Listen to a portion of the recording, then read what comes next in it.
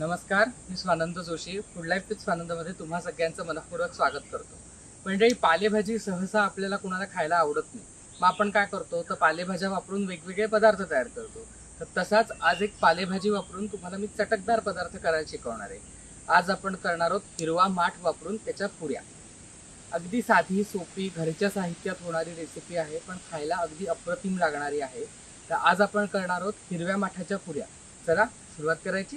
हिरव्या माठाच्या पुऱ्या करण्यासाठी इथे मी हिरवा माठ एक जुडी घेतलाय, स्वच्छ धुवून घेतलाय आणि नंतर बारीक चिरून घेतलाय ह्याला वाळवून. तर हा माठ जो आहे तो मी या बाउलमध्ये काढून घेतो.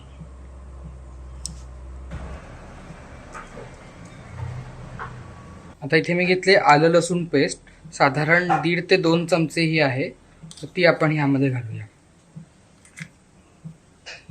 आता मी यामध्ये घालणार एक छोटा चमचा भरून हळद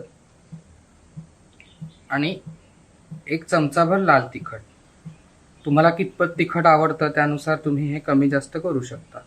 मी एक मोठा चमचा भरून लाल तिखट घातलंय ह्याच्यात. आता मी यामध्ये घालणार आहे चवीप्रमाणे मीठ.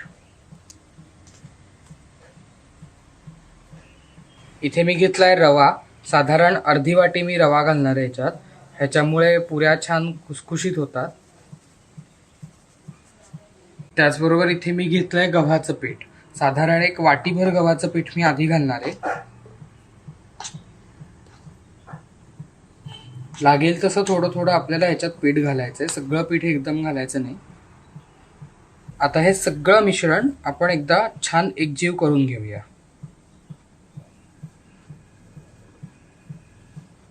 आता आपण ह्याच्यात थोडं थोडं पाणी घालणार आहोत आणि ह्याचा एक घट्ट असा गोळा आपल्याला भिजवून घ्यायचा आहे. खूप जास्त पाणी एकदम घालायचं नाही, थोडं थोडं पाणी घालायचं.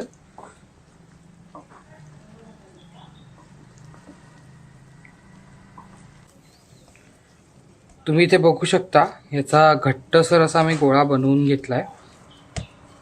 आता एक 2 मिनिटं ह्याला रेस्ट करत ठेवूया. इथे आपला हा जो डो आहे तो रेस्ट झालाय चांगला. एक 5 मिनिटं आपण ह्याला रेस्ट केलाय आणि एकीकडे तेल पण आपण तापायला ठेवलंय वरती. आपल्याला ह्याच्या पुऱ्या तळण्यासाठी इथे आपण तेल ठेवलंय. जोवर आपल्या पुऱ्या होत आहेत तोवर तेल तापेल म्हणून आपण एकीकडे तेल पण ठेवून दिलंय. आता हा जो आपला गोळा आहे त्याचे मी छोटे छोटे गोळे करून घेतो.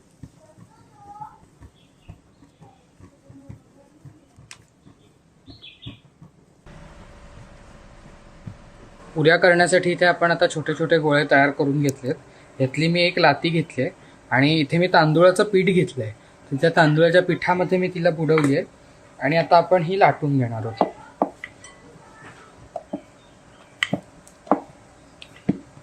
खूप जास्त जाड पण नाही लाटायचे आणि खूप जास्त पातळ पण नाही लाटायचे, साधारण मीडियम आपल्याला ह्याला करायचंय. तुम्ही बघू शकता इथे मी ही आपण रेग्युलर जशी पुरी लाटतो तशी आपण ही लाटून घेतली आहे. आपलं तेलही आता इथे तापलंय, तर आपण ही आता तेलात सोडूया.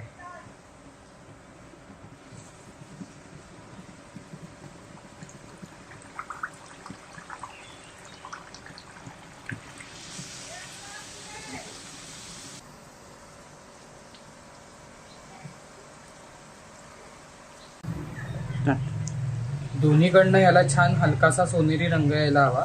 छान क्रिस्पी कुरकुरीत झाली की मग आपण ही काढून घेऊया. आपली पुरी इथे तयार झाली आहे. आता मी ही ताटामध्ये काढून घेतो.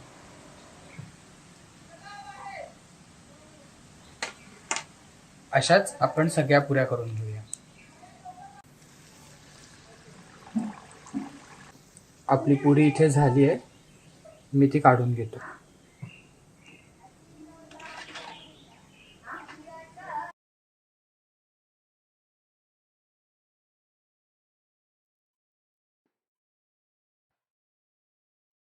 मंडळी, तुम्हाला आजचा हा व्हिडिओ कसा वाटला हे नक्की मला कमेंट सेक्शनमध्ये कळवा. भरपूर लाईक करा, शेअर करा आणि सगळ्यात महत्त्वाचं म्हणजे सबस्क्राईब करायला विसरू नका. त्याचबरोबर तिथे शेजारी बेल आयकॉन असतो त्यावरही क्लिक करा, म्हणजे अशाच नवनवीन रेसिपीजचे अपडेट तुम्हाला कायम मिळतील. धन्यवाद.